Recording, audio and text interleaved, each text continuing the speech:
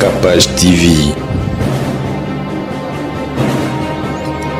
Capage TV. Éternel, le Dieu des impossibles, notre Seigneur, notre Dieu, Topesio, merci. Papa, maman, nous sommes Zolanda, prière. Moment oyo, azala visiter Nanzela Loboko na yo yanguya, que ta main arrange tout ce que le diable avait dérangé. Na vie ya peuple na yo bakolande mission oyo. Au nom puissant de Jésus-Christ Nazareth. Amen. Amen. Mais moi, je pense que maman Marie Misambouké, son nom me repose en paix, c'est notre sœur. Si akufa ke ndazali na nyonga mutute. A nyonga mutute. So mutu azali na nyonga mutu mo mutu wana kende na famille na ba ofuta. A nyonga mutute. Ata botaki bana 10. Il y a un problème par rapport à quoi? On a même l'air, on a la émission, on a commenté vraiment, on va décevoir Bisso, vraiment, mais est-ce que ça a une dette?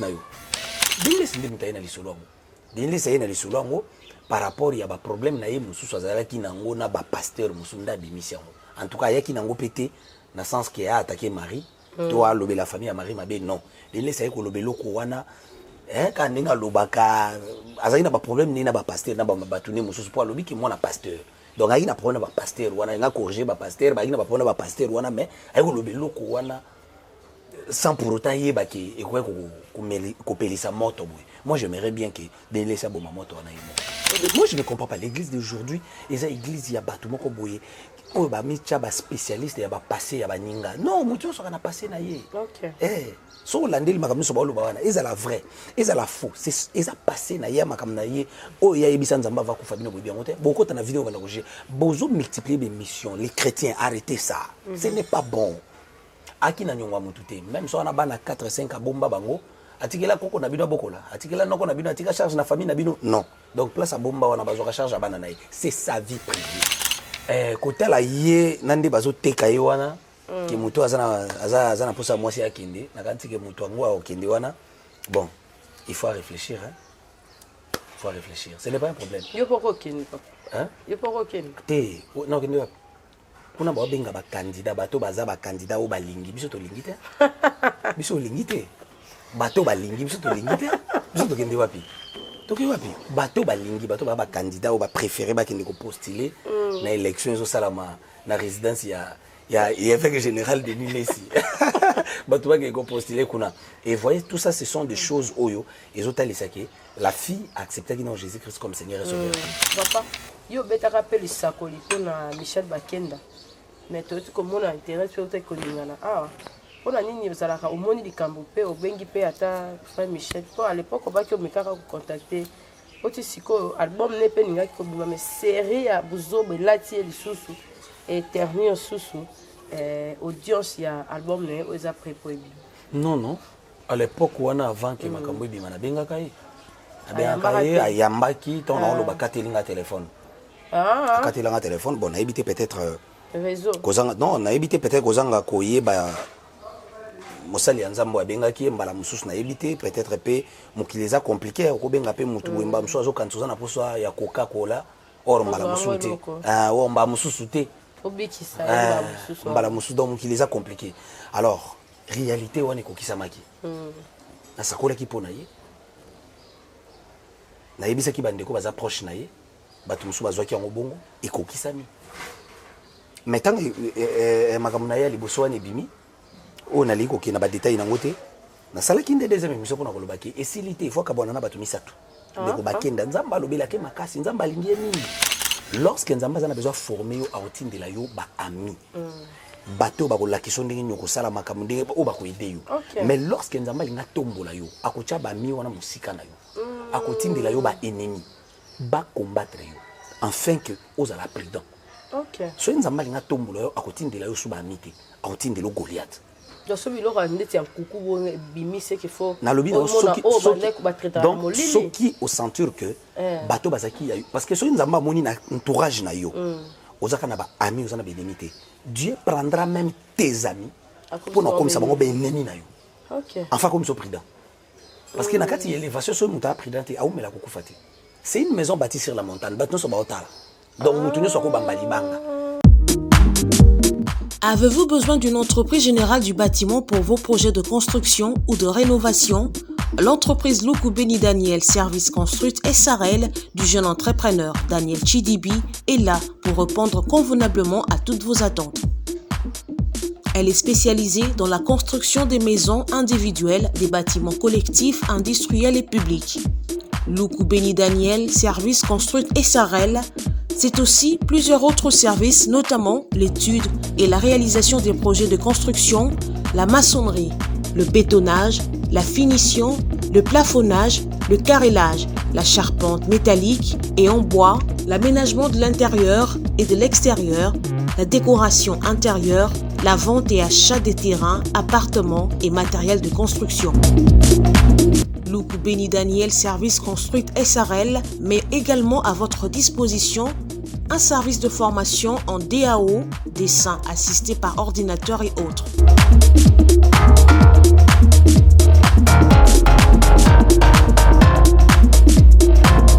Installé à Kinshasa, au sein de l'immeuble Beautour, local 33, commune de Lagombe. Écrivez-nous à l'adresse email danielchidibi@gmail.com ou appelez-nous au plus 243 85 12 52 330.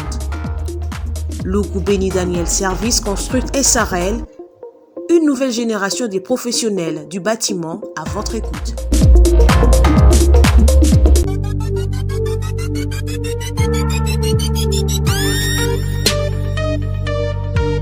Bana Kinshasa, bana RDC, le lot de sa date officielle. Il y a début à développer. Vous voyez très bien, Bissot Toza, agence et les salles. Cyber Café Autopé Saka, information après. Donc, les lots de sa date officielle, il y a développé. Il y a développé au Banda le 6 octobre et aussi là le 9 novembre.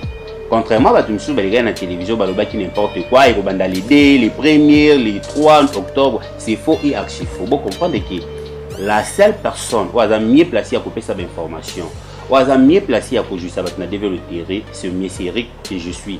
Et puis, Jean Eric Travena, c'est bien café Eric. On le tout si date officielle, Oyo, Fongoli, Masolo, il y a développé. Donc, développé au Banda le 6 octobre et ici là, le 9 novembre.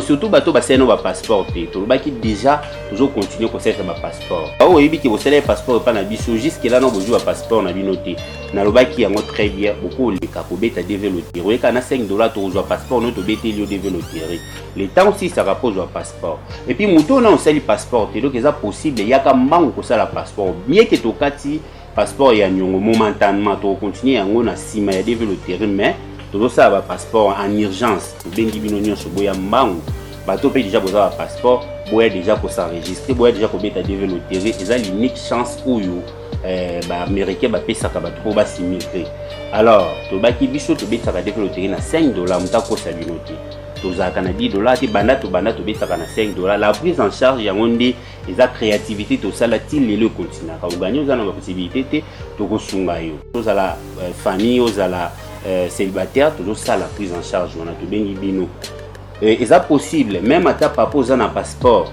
pour y obéter dans la famille et puis ça possible aussi sur maman aux a quand on a passeport pour y obéter yo moko déclarer famille na donc ça possible na ba question ba bazo poser bicho pour plus de détails au kota na nino na bicho au comedi bicho pour pesa yo ba détails wana donc date officielle il y a développé et ça les premiers T ça les DT les 3T mais ça les 6 octobre et aussi là le 9 novembre. Ni par ailleurs, on a cyber sous-souté et ça kaka juste na agence Eric Travel pour année où tu connais ka bato abeta développer ti ba voisin bato bazwati mais biso ba preuve yango na mingi ba preuve lo ba donc beni bino soko lingi yope lobby ozwa visa le quoi bandeko oyo yope lobby au bénéficier na prise en charge le quoi bandeko oyo ba bénéficier il y a comment ko pesa biso confiance. Bienvenue dans Capage Télévision. Merci à tous nos abonnés, merci à tous nos partenaires. Boyebi kena bo mesano to makalibanda te to makaka po Oussein Nzambe, Marcus, Hermoko azana ba veille de prière, Hermoko utaka église azapena kolimba, aza partenaire na biso auti na biso musika yango to s'inclinaka. Koya komona eti na ndako pona kozwa bonne nouvelle mais ate pona batu nyonso esala makabo batu musu bakomo tuna ngalmente to mona ki moto se déplacer ki na linga mingi plateau parce que plateau ezali place moko approprié pour ba inviter to kitaki lelo to sali descente a pas le prophète Marquis Ephrata, pour la nouveauté, pour la bonne nouvelle, pour la prier et puis pour l'exhortation à l'Arabie, quelque chose à l'Arabie, la réponse est à merci d'avoir onion sur l'Andabiso, merci d'avoir onion sur l'Arabie de partout, merci d'avoir partenaire onion sur tout le liboso, on peut avoir besoin vidéo qu'on a besoin l'Andama et l'Obama et Talama la capage télévision tous merci la 100K 1 abonné 100K 1e abonné na biso tous qui est bien naïbi que d'ici là tu comme à 150 tous qui est pénal que la gloire revienne en Christ merci d'avoir onion sur l'Arabie en tout cas nous parce qu'il y a Yemba en fait Marquis Ephrata à Yemba donc il liste clip na liboso ya Matéa et puis toujours à Sima pour toi yamba inviter la biso c'est parti.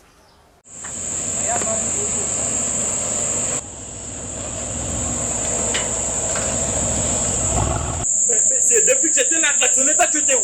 Moi je t'engage pour que tu viennes somnoler ici. Je suis en train de dormir, je suis fatigué. À dater d'aujourd'hui, tu prends tes affaires. Non, non, non, non, je ne peux pas t'attendre.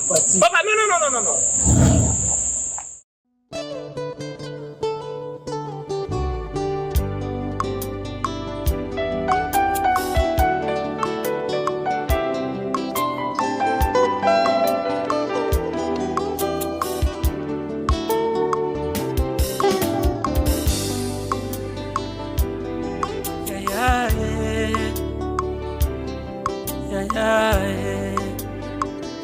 Motema nanga epusani na yo molimo nanga nasopi na yo Merci en tout cas pour ce beau clip de notre prophète Marquis Ephrata. Bana nzambe boluka yango bo s'abonner na chaîne na ye parce que anamara awa anamara pe merci na baono sozo la biso. Merci na Kassi Monga boutique, Kassi boutique. Yem tala tsaranga Kassi tala robe kitoko. Ola tinga en tout cas naza à l'aise dans mon sein nzambe. Robe on en sait dans 10 000 émissions pour la CP dans ma casse et puis couleur verte oyo kaka. Et ça linga vraiment bien. Ba on yo soigner va se procurer ma papa oyo robe oyo Kassi boutique azana. Kassi quand maman nya robaki yo kaka Kassi. Moto nzambe Marquis Fabi yo ndeko chala mambo kasi énergie kasi moni babi bakamno na chala wa énergie ko lekanze mwanzani kasi sita pe bilamba webele kasi abi azoteka toujours na Europe mikolo akati na kini po bo foto ba nyorote na Kinshasa bo somba partir na Europe kuna azana pona bino luke na Instagram Facebook Kassi Monga bo komona ye bonjour et bienvenue moto nzambe Marquis Ephrata. Bonjour maman Cynthia. Papa Kala depuis dans ce sida fumona nte. Ouais, nzambe azolo kumu yo zongi okuti biso na kata retraite toujours continuer oui que totikali na 80 jours pour clôturer 2021 alors les 80 jours etikali les 80 jours moi on la distraité les 80 jours oui il faut calculer il faut toujours OK il faut toujours savoir il faut calculer il faut toujours faire les bilans. Septembre siliboye il faut tala du 1er au 30 septembre na sali nini simbini na meka ki simbité ba porte nini fongwami ba porte ni fongwamité na côté octobre également faut faire ça ils ont permettre oyer ba place au bondela place au simbaté parce que diable cadeau liboso apesa ka mutu za distraction lorsque on m'a distrait ozo ba souté age comme na webi na mutu musu même de to loba age na ipa bosanya aibis donc on dirait voilà azozo on dirait azozo ngamona mukie on dirait mikolezo kende age zo poussa na mutu face à la bilan ayebaka il reste combien de jours parce que na mokilio to yaki libelaté donc total na 80 jours pour clôturer année 80 jours qui nous restent pour clôturer l'année 2021 donc au côté 2022 dans quelques jours. OK. Ya on monte na kati ba prière retraite qui année oyo mutu nyoso ko zala ki bandela ki na malade ici il est na guérison. Amen. Et ko zala bandela ki na ba problème ici il est quand même na solution. Amen. Nde tozana kati lo sambo uti voyage ko tipiso na kati ba prière Zambia pambola ondenge o se déplacer yeti na bureau awa. Merci prophète Marquis Ephrata tozala ki pété mais continuité à makambo zaki ko continuer to banda on attend la prière pour nga pe grippe betinga moto nzambe mo ete. Tosambeli, éternel, le Dieu des impossibles, notre Seigneur, notre Dieu, Topesio, merci. Papa, maman, nous sois Zolanda, prière. moment oyo azala visiter nanzela loboko na yo ya nguya, que ta main arrange tout ce que le diable avait dérangé na vie ya peuple na yo bakolanda mission oyo au nom puissant de Jésus-Christ Nazareth. Amen. Amen. Merci na Barsani Nzambe nyonso bazolanda biso. Merci pour la bonne nouvelle. Ba nyonso balanda biso en tout cas Nzambe apambola bino et mabota la biso nyonso. En fait, Marquis Sefrata, tout le monde qui va actualité l'équipe, Barsani Nzambe baza vraiment très déçu. C'est pela qui pétait dans les cambo oyo moko na bino alobaki to yebi ke maman Marie Missa Musekenda kala mais kozo isa susu makambo ya mowe qui abota ka mona mobali qui akenda ka boezonga ki boy et ça dit vraiment bien te église des réveils ils ont kende kara na rozinda to ndenge. Bon, on a kanisi que église rozinda te. Église pe ko rozinda te. Même na kata bitumba tukuta na nona mokili awa bako longa apôtre, bako longa prophète, bako longa pasteur. Mais bako longa église te. Yesu bisa ki Pierre, sur cette pierre je bâtirai mon église. Amen. Église ya Yesu ezali bâti na kombo ya Jésus-Christ bako longa moté. Bato bako combattre na bango bitumbe ko ya na ngombe bako longa ndete. Ko longa non, bako longa église te. Bako ko église te. Moi je pense que nous en attendons la fin. Amen. Il faut que toutes sortes il y a abomination, il y a mabémoni sama et salama toutes sortes. Il y a au Bible dans le dernier temps. Et ça, donc, moment où traversé, et à un moment où boye, à tout yoki, monsieur l'abbé, tout pasteur, tout imam, mon quoi bimi libanda, ça il a mbatté à zotambola koka moté. On attend de la faire au Bible zolo, même ba élu, ba vous la séduit. Satan ko boto la même batou, so bazaki ba élu, ba okota na ngambo na yi. Donc tout ça na ton moko oyo, moi na nzambe ne sofre ba ko sambila ye ba place ni azo kindi, place azo chamakolo. Mais moi je pense que Maman Marie Missa Muke, son nom me repose en paix, c'est notre sœur. Si akufa kenda zaina nyonga mutute. Anyonga mutute. So mutu azana nyonga mutu mo mutu wana kende na famille na ba ofuta. Anyonga mutute. Ata botaki bana 10. C'est il y a problème par rapport à quoi? Té na mona même l'air mona utala bémission so ba commentaire vraiment, même ça va décevoir biso, vraiment. Nzoka ndé, mais est-ce que ça gina dette na yo? C'est ça. Ça c'est yaza au Bible zolo ba une maison bâtie sur la montagne. Ndako mo etongami likolo ba tuta bazotala ba mona kana ba défaut ya ndako nyonso parce que azaki élevé. Yo en cachette makambo yo sala batu ba yebi yango te. So yi muko mususu ebimi o mona kwa mabe ko leka ye. Ozomona que prophète Nathan zo yi pa David pour nous expliquer David que tala lisese oyo mozui atiki ba mpunda na ye ake ko zo mpunda ya mobola. Est-ce que mutu wana sali bien? David a pétaki na mesa. Abi mutu wana zo mériter liwa. Makambo ya sali. Il faut zongi sali. Les quadruples. Il y a biloko ya zui et puis azo mériter liwa. David a bando beta na mesa zo silika. Prophète Nathan ebisi mutu ngo zayo. David ne savait pas qu'ils allaient qui. C'est comme ça que biso ba chrétien tozala. So ils allaient kambo muningo zo beta marteau. Abi mamutu mabe. Abi mayende camarade Satan, yo camarade Nzambe pourtant yo za kozala mwindu kolekai. C'est ça. C'est le passé. Elle est déjà morte. Tout Ikaya s'est reposé na Kimia. Est-ce que vous que les Marie Missa Mouatika groupe, ou que groupe on appelle le faut vivre quand même na combo na yé. Au moni. Donc faut avoir quand même hein pour tout l'obéla il faut tout ça quand même beaucoup. Atika groupe on est na combo na yé. Elle a un enfant. Moi on appelle batu bazo tala yé référence ya maman na yé. Maintenant quand il faut dire n'importe quoi, il faut dire tout sur sa maman, ce n'est pas bon. Na bandeko ba multiplier des missions pour bazo ba ville ko nango. En tout cas que Dieu vous pardonne. Ce n'est pas bon. Yo pose na mambo ça là. Moi je ne comprends pas l'église d'aujourd'hui, les églises ya batu moko boye. Oh ba micha ba spécialiste ya ba passé ya ba ninga. Non, mutu so kana passé na ye. OK. Eh, so landeli makamno so ba lo ba wana. Eza vrai, eza la faux. C'est eza passé na ye makam na ye. Oh ya yebisa nzamba va kufa bino boye bien ngote. Boko ta na vidéo ba roger. Bozo multiplier des missions. Les chrétiens arrêtez ça. Ce n'est pas bon.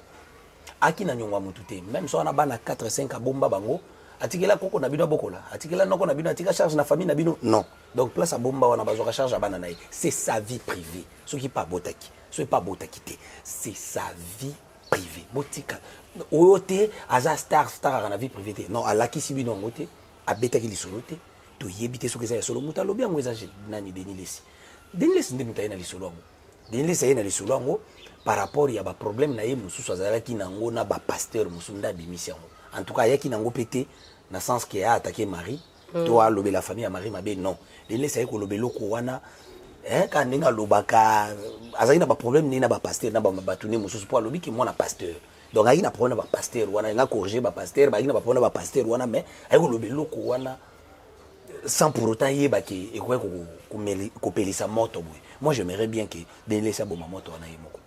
Ouais, ça là une émission pour na boma moto wana, ce n'est pas bien. OK. Ce n'est pas bon. OK, to ça quand on cadre car ya Mahamboana, tout le monde qui parle qui na ex ya papa na biso Mike Aramba que je salue, mon pasteur. Oh na tala famille et puis je de l'estime, ba te belé ba lobi kezi et ça la maraté. Ça le voilà mon sai na zero kola yé, mutaleki na moi na ex na yé na télévision pour la koloba aza libre ende dadi. Donc toi niko zo penyel, azo penyel. Est-ce que maman nanda kalibala soki déjà aboti na mosali na nzambe de tolobaka et puis de tolobaka église déjà pambola non ata bobo yani est-ce que likolo pe nzambe a signé mokano que séparation ezali lié pe likolo mystère en oza ndenge nini pe et le koko loba nini pona basi ya basali na nzambe obazali ko déshonorer bi te na kanisi ke na ba pasteur Moïse Mbi bozo observer non te za kutu question ko observer te mutu nyonso na temps convenable ko bala soki nzambe asungi abala y a rien à observer na mukila eza eloko ko observer te so banga nzambe so sambela nzambe nzamba ko orienter onzela ni fokota mais ce qui est vrai c'est que Peniel a bongola kina mutema te frère Mike pa yebi ke Peniel a bongola mutema te peut-être alingaka bongolise mutema donc bakutani makambo ekomela bango etali bango libala bato bakabwanaka bayebisaka biso ba vérité te bayebisaka biso makambo ka likolo oui kabola bango na kati eloba marate bango moko nde bayebi yango et puis en dehors de ça ndeko Mike Alambai déjà atikala mosala nzamba osala mamu na ye Peniel pas une zela na ye selon ye bazongisa dot donc azana droit sala mamu so sala wana Peniel a droit ça mamu so sala wana déjà bongola ka mutema te donc ana droit ça déjà bongola mutema te au mona ye des choses au mona que non Azan on a besoin de repentance, délivrance. Azan on a besoin de accepter Jésus-Christ comme Seigneur et Sauveur. Aux hommes qui balaya qui kolati ça y voile ya makambo ya zati. Azan raison longo lango. Hein? Et ça le rôle à Saoul, Azola tsa David et lamba qui nous sa Goliath. Apesi na be pena maboko. David a lobi je ne suis pas un coutumier à longo la ki yango. Azala ki na ye balingba tsa ye charge ya ki mama mosali nzambe ki mama nyoso wana. Akoki yango ta longo yango za ki vi na yete.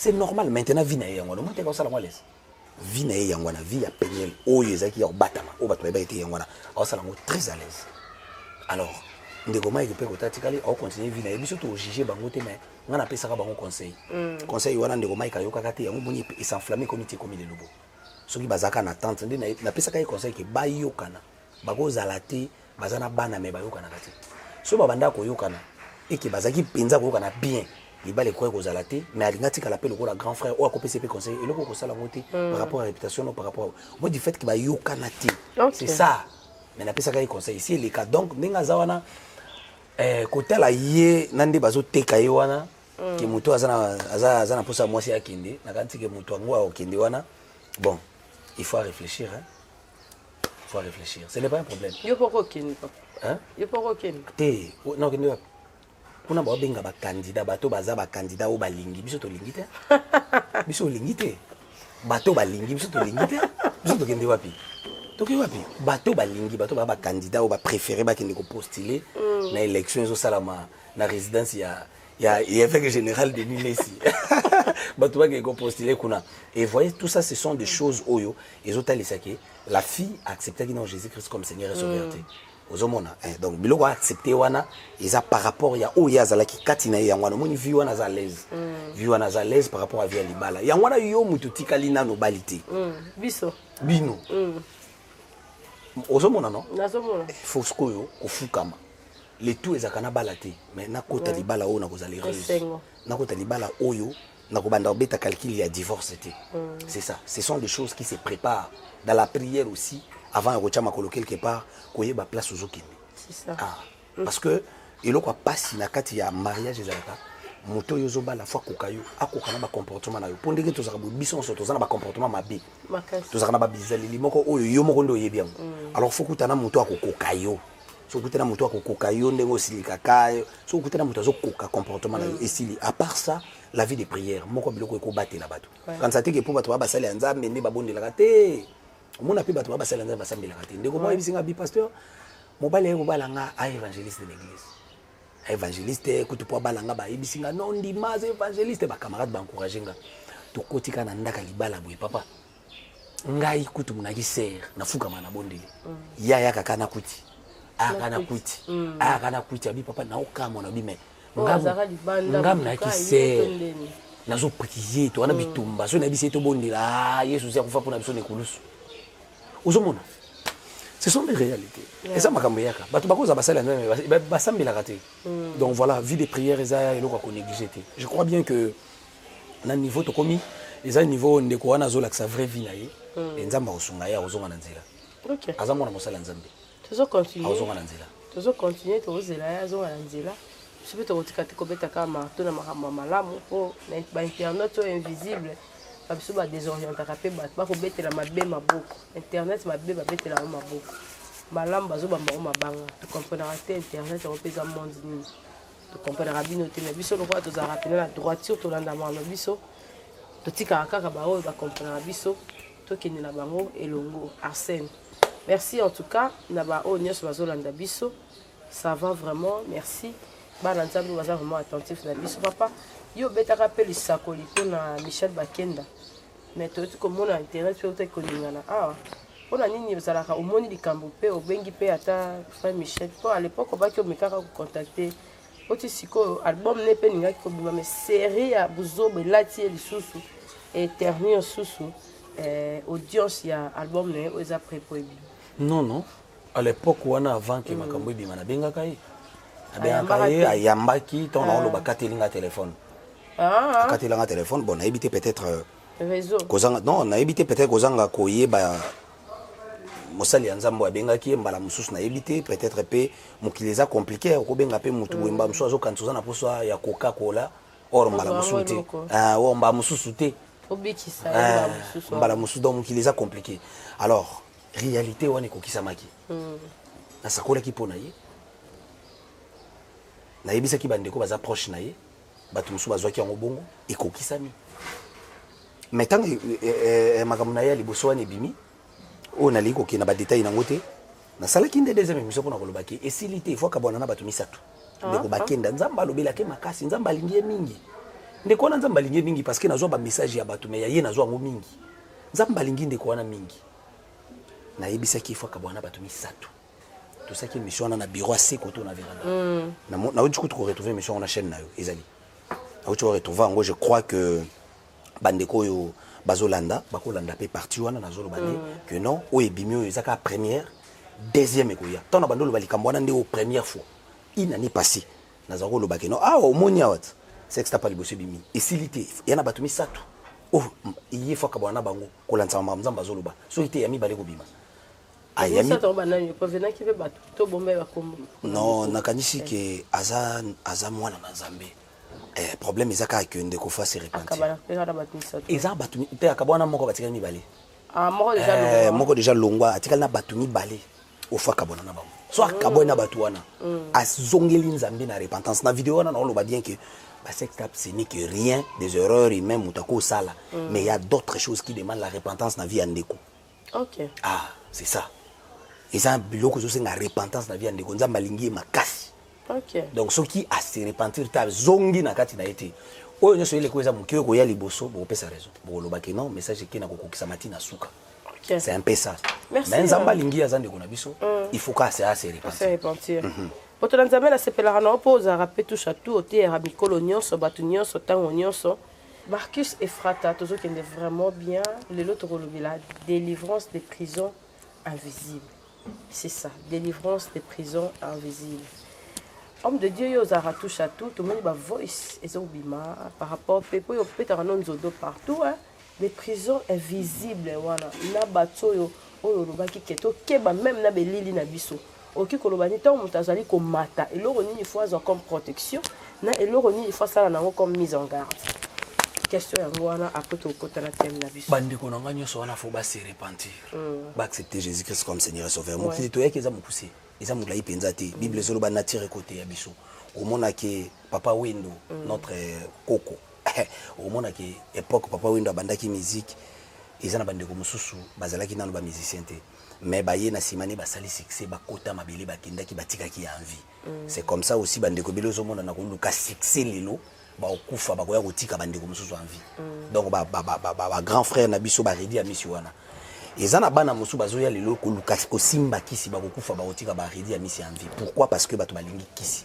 Bato il faut pas se repentir. Mais conseil moko na kopesa c'est que na kati élévation nyonso obundisama. Lorsque nzamba ko makotombola mutu. Akotindela yo lisusu ba amite. OK. Akotindela ba ennemi. Lorsque nzamba linga tombola David atindela ki Goliath. Mais lorsque Nzamba a besoin de former David, à Tchaki Jonathan Pembeni naïe, un ami, il y a David, Jonathan Zaki ami, à Koufa pour David. Même étant Saoul a comploté contre David, Jonathan, moi, Saoul a dit David, de papa côté complot contre yo, lobby koyate. Lorsque Nzamba a besoin de former yo, à Otin de la yo, ba ami. Bateau ba la question de nyoko sala makamunde o ba ko aider yo. Mais lorsque Nzamba linga tombola yo, akocha ba mi wana musika na yo. Akotindela yo ba ennemi ba combattre yo afin que ozala prudent. OK. So Nzamba linga tombola yo akotindela yo suba mite, akotindela Goliath. Donc ce biloko ndeti ya kuku bo bimise qu'il faut. Na lobi na soki au ceinture que bateau bazaki ya parce que so Nzamba moni na entourage na yo. Ozaka na ba ami ozana ba ennemi te. Dieu prendra même tes amis pour nous comme ça bango ba ennemi na yo. OK. Enfin comme so prudent. Parce que nakati élévation sur muta prudent et aumela kokufati. C'est une maison bâtie sur la montagne, bateau so ba otala. Donc mutunyo so ko bambali banga. Bible solo ba mutu aze lever zanda ko batongi likola ngomba. Des sanka bo il faut que ba keba. Donc batunyo so ba otala yo ba oluka défaut na yo na yo mo kuto yebite ke za défaut ba ko bimisa mo. OK. Élévation ya kana bitumba lorsque nzamba zo tombola mutu akocha pembe na yo même mabande ko na yo. Donc l'élévation il y a Joseph Ozomona qui pour élévation na yebanda histoire na yebanda Bible solo ba ki ils complotèrent contre lui. Ba moni na musika zo la Bible dit ils le virent de loin, ils complotèrent pour le faire mourir. Bande ko na ye. Babandi complot contre l'élévation de Konaba. C'est ça. OK. Donc sur cette terre, ce va combattre au Kokamote. Ce va lobelo mabe Kokamote. Ce va tout bondi so Kokamote. Bitumba msu ezaki élévation. Bitumba msu ezeli loko ya kati na yo zo mona ngote. Mais ba ennemi na yo bazo mona que donc il y a quelque chose à. Parce que ba mage ba commis déjà pas Marie, ba moni étoile, Marie mona ki ngote. Donc monde de ténèbres comme moni loko ya kati na yo, ba pousser ba combattre ba chomutu na semba na msu yo mo yebite. OK. Donc keba. Merci l'homme de Dieu. Tout le monde a serre mikolonga pe ceux qui na bali na osala nzembo na ya libala. To mona ki asi asali nzembo na ya libala, ko lakisa mobali, ko lakisa libala, ko lakisa mariage na za kitoko.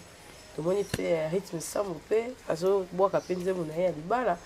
Et ça ka ba mariage so kota na moi, so koti moi polémique, faut moi ça la moi nzembo. Ala sa ke libala eza na divinité mo na kati. Okolo banini pour la bato nyonso bazo critiquer bali mo pagano, il fallait pas boena boye carrière na ye. Bamakam nyonso wana. Te ngala kanisi que bato bazo critiquer ezaka peut-être bato baboma mari misamu. Balisko baboma rit. Bato baboma mari misamu sko moni bali baboma sko mwana na ye. OK. Bolingaki bala nani? Pasteur? Ba pasteur ba divorce kate? C'est ça. Bonga bala nani prophète? Ba prophète basala ba bêtise dans beaucoup côté. Mais non, c'est ça choix na yeza vie na ye. Ata za star comme musicien mais boyo ke la pe muninga mawate. Bo fingi mama na yawa bo bimisi ba bo latisa mari bisa mukindumba wa yebite. Bo latisa ye atekaka drogo wa yebite. Bo lobele makambalukuta bo bomi ye. Bo lebo masu mwana. Mais botika mwana wana na kimia. Non. Nga so na moni be mission ndenge wana d'ailleurs na signala kango. So na moni ngoni wana signala kango. Na signala be mission nyoso batamite ya mabende ngwana. Oh, au signala on. Ah, OK. Na signala kango. Je vous dis, botika ye asali sho abali mo pagano bino bokoti na vie ya frère wana bomona ke. Frère wana ozanga le passé ta. Yé pesa na biso ozanga le passé na yeba kutani. En tout cas, sœur yembe la mobile yemba nzembo. Yemba nzembo libala na nzamba pambola yemba nzembo libala no yemba ngobia serit nzamba pambola bino en tout cas bokende liboso libala na bino za na kimia ngai na pesa ka yo conseil bandamba la liboso et maintenant je continue à koloba nzamba okena bino musika nzamba pambola bino okena bino musika mais serit na osengo za la reconnaissance vous la reconnaissant même envers ba famille ya papa vous la paix reconnaissant même na ba papa oyo ba kozala pe ba bokola yo bazala wana pona yo za la reconnaissant kaka. La reconnaissance, c'est très important, la reconnaissance envers les hommes. On ne peut pas seulement être reconnaissant envers Dieu, il faut être reconnaissant aussi envers les hommes. Nous avons pas confiance à prière, à Kosambela bitumba partout. azala mopagano to te akobondela kolonga nzambe akotambola na ye aza mwana nzambe. Amen. Merci. Tout ce qu'on a vu le sujet de papa et l'autre qui est à Malonga, délivrance des prisons invisibles. Délivrance des prisons invisibles. Les prisons invisibles, ça la rend. Et puis, il y a une prison invisible. Prisons invisibles, toujours le bela. Ils ont prière aux salama pendant ce mois d'octobre. Pourquoi toujours la délivrance des prisons invisibles? Pour nous, tolobi ango na pluriel. Et puis pourquoi il y a encore moi oui, na lingia ngo na moi oyo parce que ils ont battu belé année badela qui na malade. Ils ont qui na malade. Maman c'est depuis qu'ils ont battu banda to kota 2021 à l'hôpital. Hein? Banda to kota 2021 tu octobre à moni libandati. Ils ont battu oyo. Bazana kata ba prisons invisibles. Oyo ils ont senga prière pour ba malibanda. Amen. Pourquoi toujours les prisons invisibles? Parce que les prisons ils ont ba sorte belé, ils ont ba ndingi belé. Parce que vie à Montonio son assez na moi et kabona kana trois parties. Montoza na âme, montoza na corps, montoza na esprit.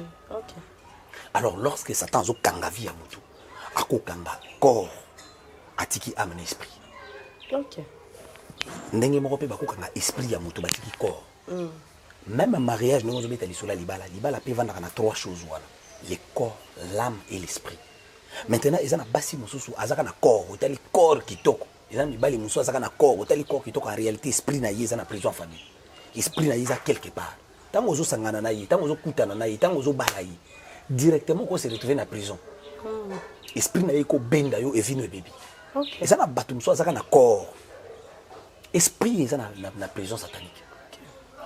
Ils ont na batu mususu pe basimbi âme na yi.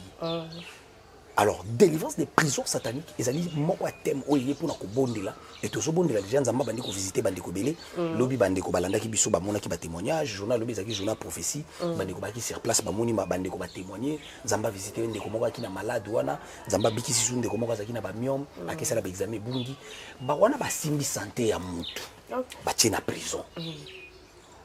Alors les prisons invisibles oyo premièrement prison ya makasi oyo mutu ako se retrouver nango na kati ezaka d'abord ya famille. OK. Ils ont ba famille oyo eza déjà prison. So koti kuna bakangi yo. Ezaka na ba famille oyo mutu abotami na kati ya famille mais famille wana eza déjà prison bakanga mabala. Bakanga santé, bakanga vie ya bana. Omona pena bana mibali nyonso bazwa basi ofele. Oyo bango pe ya basi bakota mabala ofele. Bakanga mabala na bango na prison. Ezaka na ba famille eza prison. Ezaka na ba pango eza prison. OK futela kuna bakangi yo. Surtout papa. Koti na mutuka. Okotina libala osileli kuna garantie ndako esili kuna okomi ko bonde escole pango accord mois de mois ovanda ezana mapango eza prison okoti kuna maladie bayero moko ayebisi ngai nayambaki na bureau abetelinga lisolo bi papa lopango na nganga bayero na bimi na ba 23h00 nazo luka nazo mopepe ba 1h namoni locataire oyo yanga na uti kokotsa la porte bolumbu aotambola ba porte batu nyonso osaka papa tika bo locataire aye kofutela mazo loka ba ndeko na ye lupango na bato aye kuta wana mama abi papa namoni ye bolumbu aotombola ka maboko aotsa na ba porte batu nyonso. Alors biso abelela non avant alobalika moko na tonga abelela akokobelela ndenge motion yo okokobelela abelela te wana mutu akolokati so beleli voi kimi okokoma kizengi na tongo ozangi omaka oloba so oza na vie de prière te oui okobelela osali crise après le mayele kimi ona mutu ti bakoluka makambo na bango ebima te. OK. Ouais. Alors soki déjà mutu aye kofutela azodétruire bateau ya kuti na yo moko c'est que monde des ténèbres bible zoloba apôtre Paul azoloba bo ignorer oza misala Satan te. Donc ezaka na mapango eza prison ezaka na bapartement mosusu okoti kuna ozaki na mbongo mosala ekufeli okuna également ba bureau mosusu pe tokotaka. Ouais. Également il y a aussi des familles prison. Si. OK bala kuna bakangi. OK kota kuna bakangi vina. Même ndeko mo azolanda biso ko biso nga depuis na bala kuna makambe beba. Vina ngebeba. Alors délivrance des prisons sataniques ils allaient prière au nzamba tomboli ndenge tuni question. Mutu akoyeba ndenge nini que azana kati ya prison. Mutu akoyeba que azana kati ya prison invisible. Comme d'abord la prison est invisible. Pourquoi toujours belango invisible? Parce que Physiquement, bon, moi, mobile, elle est kitoko. Moi, c'est ça qui toque à mais esprit naïe en prison. Il y a des personnes aussi santé naïe des en prison. Ils en battu âme naïe des en prison. Batiki lié santé, batiki lié corps, batiki esprit, basimbi âme. Or âme eza bisika oyo ba sentiment vandaka, bisika ba posa e fandaka. Or diable pas kanga amamutu. Donc soit kangi amamutu. Mutu akolanda mate ya lobi amen mais lobi azongi na vie ya péché, azongi na vie ya salite, azongi kana même vie na ye. Ça c'est l'âme. Tant au monde mutu azozonga kana mabe, basimbi âme na ye. Donc tant à contrôler âme te, ba sentiment vandaka na âme. Donc abando sala makambu. Contrairement à la volonté na ye azo regretter après. On a délivrance de l'âme. Donc ba te belé au monde ba sambelaka, ba a besoin de délivrance de l'âme. Donc oui, on a besoin de délivrance de l'âme. Donc asambelaka mais yé moko pena ko kakate ko bana dindumba akokate ko bana mala akokate ko bana vie à péché akokate ko bana vie moko boui mais a priya kana yi. Ça c'est maintenant la personne qui a en prison ya âme. L'âme na yende za hypothéquée quelque part. Alors que pour mutoyer ba aussi na za na prison satanique na prison invisible en dehors ya remarquer maladie moko ekoti na nzoto na ye en dehors ya ka remarquer pasi moko za na vie na ye en dehors ya ka remarquer ba fiancé bazo kende. Chaque année na belaka bazemi ba fosco andora remarquer biloko wana akoyeba facilement que naza na prisons invisibles à travers bandoto. Déjà muta lota ti azana problème spirituel, déjà muta lota bossa na matongo aza mutu aza menacé spirituellement. Déjà tant muta ce qui est bandit qu'on s'est répété que chaque fois que vous lota ozoyeba makambo lota kiti comme il a besoin de délivrance. Donc en ce moment il faut délivrance à makasi parce que kobosa na te pharaon soka bosa na kindoto Égypte linge suka wapi Égypte linge suka wapi roi Nabucodonosor alali aloti ndoto malamuki avant d'ici batuna eba luka ndoto wana ebungi ndenge nini baki ko luka Daniel. Donc tikala koyeba que ndoto eze loko oyo roi Zoloba j'ai eu un songe qui m'a effrayé. Ils ont un ndoto oyo ils ont un message d'avertissement. Ils ont un ndoto oyo et ka talisa mutu za na prison. Ils ont un ndoto oyo ya ka ko accomplir makambo ba salio déjà ba betio mundu ka kindoki ale ndoto wane ye memeli accomplissement ko zoko ya na libulu bazo kunda yo ozape na vie de prière te okoyi pe na libulu na maladie moko bo memeli na liwa ndoto ko permettre pe mutu ayeba kaza na prison. Oui. Bon est-ce qu'on se retire da ndoto wana to na ba prison wana ndenge ni so mutu azo réaliser déjà ba mambo bo. Non, ce mutu déjà zo remarquer que ndina za boye il faut d'abord koyeba quel ndoto azolota pour yeba que ndoto eza prison. Il faut qu'il y ait différents ndoto peut-être. Azoli na butu. Oui, abali na butu. Mutabali na butu. Mutu bo azolota ka akenda place mo oyo na akenda te. Azoli na butu, abali na butu. Azolota ka na zozo na salon na ndako na biso na ka na même chambre na ngawa. Voilà. Déjà on est à prison satanique. On est à prison invisible. Tant muta olota ki azolota toujours na lopango avanda kala. Na kumoka famille. Aza peut-être en Afrique du Sud, à l'autre en Lubumbashi, dans le pas on a bonne famille. On est à prison, on a dit que vie na yo, les balles aux luka santé na yo kangama wana. Donc yo zo bunda ki zo sympathique la wana. Alors ce mutazo lota abali na butu. Attention. Mais bazolo te la mutakufi. Déjà ko bala na butu les esprits des morts. Ko lota mutabali na butu. Bato basangani balati si yo voile bazo honorer yo ba honora ka mutu na butu te. Ça c'est on les esprits des morts. Donc bazo talisa yo ndenge nini matangi ko salama les esprits des morts. Ndoto libale ya za bongote. Pour don ya ndoto ezalaka te mutu so ko lota. Mais interprétation c'est compliqué. Ezalaka don. Faut en a don ya ko interpréter. Basonge. Eza don. Mais ndoto mutu so ko lota nganga kisa ko lota mais interprétation eza don. Il faut mosali nzambe azana don wana po yeba ko bungisa batuté parce que ceux qui ba interpréter ndoto no mabe ba ko bungisa pe yo. Parce que ndoto elekina prophétie autopesaka. Oui, na prophétie na ko mona mutakanga vi na yo nazomona nzamba tali singa famille ya papa na bino na suki wana. Mais na ndoto nzamba ko tali so bena papa leki Jean. Aola ndombamu. Au moins que ndoto qui est bien. Et la question que ça papa leki Jean.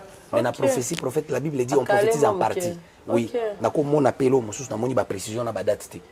Mais nzamba ko tali sa yo penda kezaki dimanche ou bini prière ba tuti yo. Mais ngana ko mona ka accident. Avant de ko ngana moni nzamba ote sanga accident. Keba ngana moni accident. Mais ndoto ko mema yo penza ke outaki pende papa leki Jean. Ozozonga penda ndoto mo comprendre que il faut pas na ke soit pas mutu wana. Na loti na uti pa ni na sala accident. Donc ndoto ezaka na profondeur ya ba ya makambo ya ba détail ebele oleka prophétie alors bato siko kozanga moto ko interpréter ndoto nde bato ba négliger kango bo bandoto mosusu ezali papa mpona azolota mwana na ye nde azosala makambo bato so balataka poso ya mwana to ndenge nini mpe bandoto mosusu ezalaka bacouple mais tozolota mosusu azolola na biso na katikati déjà so bozolota moto moko aza entre bino mibale ça c'est mari de nuit wana déjà ezolakisa ke bozana mari de nuit soit aza mobali ya mwasi soit aza femme de nuit ya mobali. Okay. Également bato balotaka ndenge uti koloba que azolota na mboka moko boye peut-être mboka moya koma nanu te ezana bato balotaka neti azolota na zana Gabon azolota peut-être na zana Afrique du Sud na poto mais nana koma na mboka wana te mosusu ekozala makanisi yaki na lot nga poto mingi aloti poto mais soki komi kosala make eza makanisi na yo te olotaka na bandu ville nano koma kuna te olotaka ozana na ulota kozana Bakongo mais yo za na poto nano koma Bakongo te il ko laksa na mokuse qu'il y a quelque chose ya yo eza kuna donc ils ont une alliance moko satanique ils ont réclamé au départ cette village cela veut dire koko na bino kozala zaka na mboka wana ba centre na ba kozala ba leka wana soit mutu moko famille akenda mboka wana liya bino kuna ndoko moloto wana bene donc mutu moko famille na bino akenda bene akangisa bino kuna ateka mabala na bino kuna donc c'est possible maintenant ba ndoto ne bandoki ni kuna umolota na Benin umolota na Sénégal umolota na zana bandu mena koma na bandu tenga na botama na mboka te mena lota na zana mboka na osala bilanga voilà wana siko bakanga bino kuna donc alliance moko famille et kanga bino kuna donc prisons invisibles yangwana na misu boy bakomono kitoko bakomona o mayele mais ozana kati ya prison wana siko prison wana ndeko sala que makambe bele ko sala ko simbate santé ko sala compliqué finance ko sala compliqué vie ko sala compliqué. OK Motola Nzambe toujours continuer de dernière question parce que toi qui n'as vu sur la clôturer moto a moni pe à se retrouver na kati ya makambo o église non ya yo ezali wapi ba live na page osala ka ndenge nini et puis moto wana akoza solution nini pona ko sambela parce que bandoto mosusu ezalaka na lotiro na tokipe na surtout pour le quoi on dirait la bundaki on dirait osala pe pa moboy on dirait communaki on dirait ça sur place ozolo tapela mosusu mutu moko boye akufi ya famille momoni pene longia mutu ngo na matanga pe ozolo la pe nzoto esali pena lokwa esali musala ya kolela na butu. Oui, normalement esprit de mort eko sala mape bon. Oui, esprit de mort tango ezo visiter mutu. Ezande mona bandeko balotaka na lotaka bato bakufa. Na lotaka papa leki akufa, na lotaka mama leki akufa. Bilo moso moni muta surtout ki azotoka ndozo lo bawana azaki vraiment visité par un esprit mauvais. OK. Mais ce que moi na Nzambe so ba visiter même l'esprit moko diabolique. Aola muka. Un enfant de diba bundisa ki te kazo bunda na ndoto moni so zo tambola même ndeko mo bisenga papa nakenda ko checker bana ngana ba chambre so balali na butu. Na okuta mwana moko bunda kaka. So na koti na chambre na okuti azo bele ba cheka bana na butu te. Oui, mais kozanga ko yeba makambo Nzambe. Kozanga ko yeba makambo Nzambe. Beaucoup de chrétiens ne savent pas ça. Bana bele ba bunda na butu. Il faut ko tambola na ba chambre ko bondela na bana l'air moko lala ka pena ba bozo sambela. Le boko. Sambela na ba papa. Olali na bana. Alors abisinga na mona moko bunda trop mais à la fin des choses na ko yeba ki mona na ba BBC. OK. Ba BBC. Et tant à benga même na ndako na ito sala prière la kisanga mona ngote bisanga bana bango yo mais nana posaka aso ito bondeli orienter nga mwana ngoza mwana ni na orienter oyo abi exactement izaye. Et to bondela pona mwana lekana délivrance ya sorcellerie et mayela mwana bunga ki abando ko masute mwana zonga ko mazonga classe. To kata ba lien wana na nzela prière. Donc ça na bande comme susu ya zolo ta bato bakufa azo kanza que esprit de mort mamso pasteur abisi que esprit de mort te kolota bato bakufa za ka esprit de mort te donc tazolo ta bato bakufa et cause à la paix esprit de mort na sens te ki ba obo mayo menzamba otali soki libala na yo de bakundango santé na yo déjà bakundango musalo zoluka déjà bakundango donc bandoto bato bakufa iko banda ko yana moma wana. OK. Également bato balotaka mari et femme de nuit ce sont des prisonniers babalisio na butu cet esprit zuyo et bandi ko botisa yo bandi ko seso makamno ko salisa yo en ce moment maintenant bandoto wana ko banda. OK.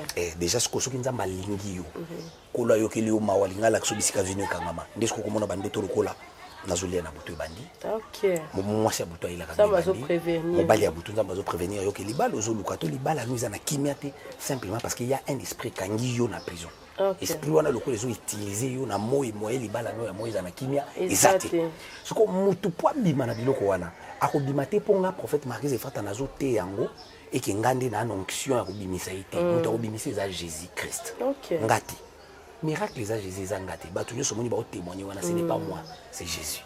Maintenant pour mutu abima na kati ya biloko wana le tout n'est pas que akota prière to bondela pona ye moto na nzamba bimate moto alinga bima na biloko oyo aza déjà na prison il faut abanda par une prière de repentance. Ok. Il faut se repentir. Il faut se repentir. Amen. Soki moto a se repentir après repentance na ye nde prière ya délivrance ezobanda. Amen. Biso sikoyo tozo koatake prière ya délivrance. Soki moto a se repentir te eza compliqué mama azwa délivrance. Ok. yango moni badélivrance oyo bateyaka bato sans repentance nde ezosalaki bazoteya délivrance mais bato bazocontinue na même pas problème même maladie même badifficulté parce que bato ebele baleka na barepentance te bato ebele baleki na barepentance te mais bazoleka na baprière ya badélivrance sikoyo ozomona délivrance ezomimonisa te bato bazoleka na baprière ya délivrance 8 ans abondelaka botaka kaka te 9 ans abondelaka zwaka mosala te 12 ans abondelaka libala efungwamaka te voyage ekangama kaka vie ya bana eza compliqué pourquoi moto aza peut-être batécédent aza na baproblème oyo il faut kobongisa na nzambe pour ke accès lola ezwa accès ya kodélivre yo ya kobimiso parce que eza pasteur te eza nguya ya pasteur te o pasteur tela koya conférence moko ya monene de prière ekosalama yo ozotala kombo na ye te moto akodélivre soki yo moko oza na relation na nzambe te déclaration ekosalama prière ekosalama bato babambani elakisaka teke bato badélivre be moko agite moto akoyi miliko elakisa teke moto akomi délivre moto po azala délivre faut repentance soki repentance esalami nzambe azongelaka motu ata boma bato akota bandakanga soki moto ase repentir nzambe azongeli une fois maintenant ke nzambe azongi na vie ya motu c'est comme ça ke ntango bakobondela mpo na ye ata ye moko akochasse démon abimi mpe na ndako na ye soki moto ase repentir mais s'il n'y a pas la repentance il n'y a pas la délivrance. Amen. Voilà. Que l'Éternel Dieu vous bénisse Motola Nzambe liloba pour la clôturer émission na biso ya lelo et puis rappeler votre page nyonso ya kozwa yo numéro na auto recommandation na sewana pour la battu nyonso balingi ba poussa la vers yo pour la prière. Enseignement ils ont continué nzambe ya lola pambo na bande konso bakolanda partout Capas télévision au lingolanda ba enseignement na biso na YouTube na yo okomi prophète Marquis TV tant aussi sur l'émission yo okoki déjà kokoma Marquis TV, prophète Marquis TV, au mon chaîne, au s'abonner déjà, au mon enseignement déjà zawane belé. Na Facebook na biso, tous en live chaque 22h tous au bondi là. Au zoa biso à partir il y a 22h30 heure de Kinshasa, prier les salamana prophétie na live. Page na biso à Facebook ezali prophète Marquis Efrata. Au comment na page wana, zambalola pambola yo, au s'abonner pour na kolanda ba prière midi tongo pourquoi Boutou ya lelo par rapport à l'air Hollande émission au Nzamba Lola Pambola yo tokabwani awa le numéro est affiché pour na bandeko oyo bazana besoin ya prière bazana besoin de prophétie bazana besoin orientation numéro est affiché mais kasi obondeli pe Nzambe Nzamba talisa yo Nzamba Lola Pambola yo voilà obondeli pe Nzambe pour que Nzambe ya Lola a orienté c'est très important que avant muta obenga sambela abonde la penzambe parce que tout ça la émission plus c'était pour bato babenga mais pour na kofongola ezali yobana nzambe na profondeur ils en bande comme sous basambela raté c'est aussi à travers des missions de balanda ba prière pe bazo comprendre ça tout ça alors pour na bande ko ba on a besoin peut-être ya kobenga zo peut tant ko bondela nzamba ceux qui Saint-Esprit convaincre yo to bondela pona yo ceux qui posent à convaincre au bénéficier na matéria alors nzamba lola pambola bande ko so balandi biso partout matebele parce que c'est plein de besoin ya ma téléphone à moi passe. Ok, Nitinga personnellement. Que vous allez dans l'intercession, là, vous avez la chair au ticket téléphone. Te bandeko bazo se plaindre que tu as un téléphone n'a pas si ça bandeko peut-être balanda ngati. Ok. Bandeko balanda page na biso ya prophète Marquis Efrata na pesa un programme chaque boutou. Neti lobby na pesa qui programme que lelo nazo yamba appel de 14h à 17h. Ok. Et na pesa ba heure. Donc chaque fois qu'il y a un direct na pesa un programme lobby jeudi. Na ko yamba appel peut-être de 21h à 23h. Donc batunyo so balanda ba live bazo la difficulté. Bazo la difficulté. Donc ba se dérange raté ba programme. Peut-être que ça la maka que non benga mala moko azwinga te mais atiki message mais nga na rappel raté. Ok. Donc il faut lukake au singa deuxième rendez-vous sur rendez-vous de bossu leki pour ne pas que hein zambalola pambolo donc tout ça difficile na téléphone té juste que faut singa rendez-vous aussi à to landaka no live té soit besoin de contacter biso à partir de WhatsApp ou komi papa naza besoin de sola no na benga air nini OK ndena komi l'air parce que naza église tout ça na ba programme bande ko bele balandaka biso ba yebakati que tout ça en église tout ça na ba programme au moni ya benga kamba la moko tanga wala ndemiso bimba mso abengio écoute que yo za na prière soit te posa na musala au moni voilà donc c'est un peu ça nzambalola pambola bande ko so balandi biso partout. Pour te clôturer la prière alors. Seigneur éternel, le Dieu des impossibles, le bokono yangoye visiter ndako ya mama oyo bitumbe kota, ndako ya papa oyo maladie kota, na kati ya santé, na li conjugal na ye, na ndako na ye, na foyer, na voyage, na musala bitumbe telemi balongola ye, prière oyo ebimisi na kati ya bitumba oyo Seigneur éternel oyo alandi biso na mbete hôpital na maladie incurable na sida na ba maladie nyonso na kombo nango Seigneur abika miracle guérison à travers cette prière na déclaré les 80 jours qui restent avant cette fin de l'année peuple oyo yo bazoluko avec sincérité intégrité de cœur ba témoigner miracle na kombo de Jésus Christ. Amen. Amen. Merci d'avoir reçu la division autour de Nzambe apesi programme na ye. Merci Marcel la prise de vie, merci d'avoir reçu pour se joindre à la biso pour la bonne nouvelle. En tout cas, Nzambe a pas mon habit de la route à la biso. Mais émission à partager sur internet, yango à commenter massivement et boyebi a aux arana au mot d'ordre sur commenter ma bé respect invité surtout et puis à serviteur de Dieu sur commenter ma bé ngalongola ngana na starter ngaso commenter ma bé ngana longola tous à la modérer même na YouTube à comment les commentaires que vos commentaires soient modérés bundele déjà comme la biso les vidéos les commentaires soient modérés tout la ndara mamne la discussion ça la biso vraiment bien o akoza mato ya koyoka ayoka Nzambe apambo la biso pe mabota la biso ba balingi ko se procurer bilamba oyo ba robe ya bobo tout le monde na sem émission na mosala Nzambe nazana kimia atana ko bouger atana zo kende boy atana côté na parlement ata pa fatia le kabo hôtel misanga te pour kasi boutique à la Disney. Merci en tout cas, bye, à la prochaine, au revoir.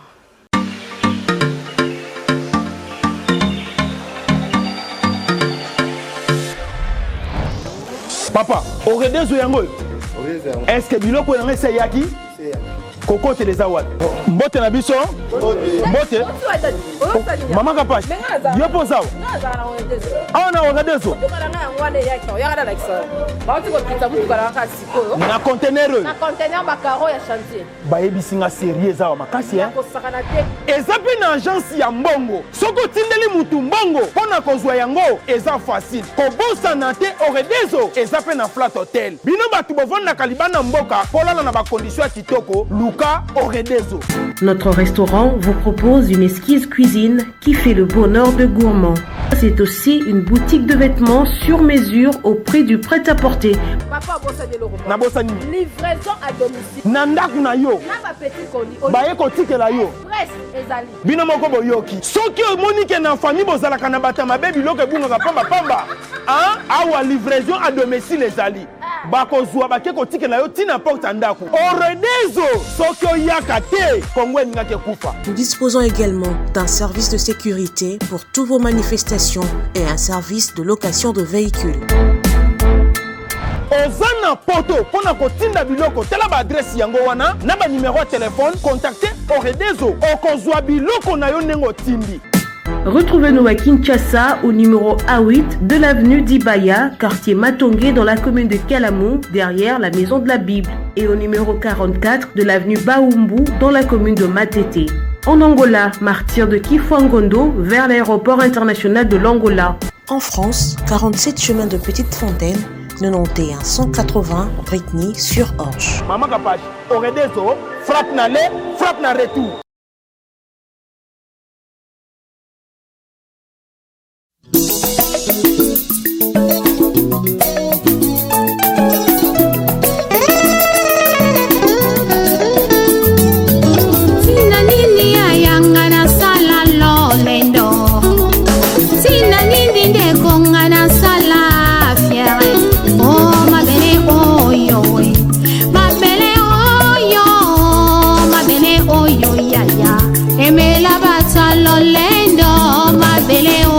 Papa, emela barwaye o mabele hoyo pangi, emela ba presta na banganga kisi, zote ko pola nango, zote ko bima bakusu, zote ko zonga mabele loko pamba.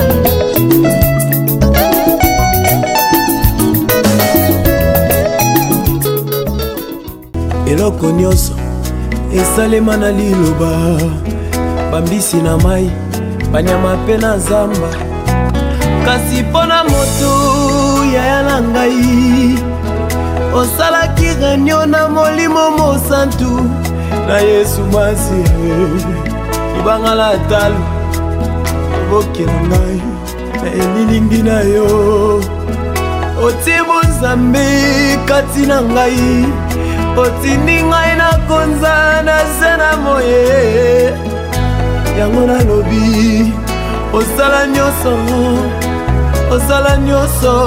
mpo na ngai Yesu motema na ngai afanisama na kimia eloko moko te ekolekela bomoi na ngai etanke naza na se na mokili oyo Yesu barivage ye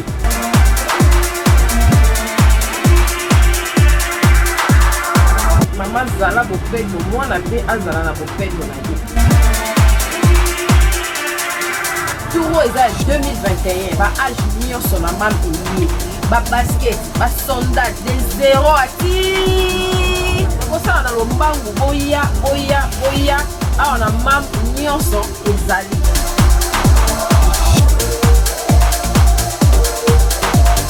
mama bomisa bana mpo yango nde bokasi ya baparent mame eyelilo nyonso Chez MAM, pour une tenue tendance de saison qui donnera le ton à votre habillement, vous cherchez des costumes, chemises, pantalons, chaussures, des baskets, robes, sacs et autres accessoires de qualité, pas cher pour toute la famille. Découvrez notre collection.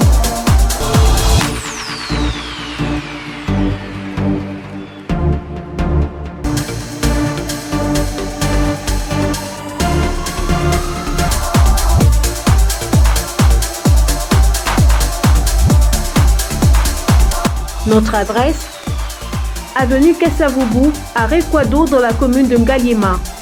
Pour tout contact, appelez-nous au +243 81 07 58 832. +243 99 99 25 124.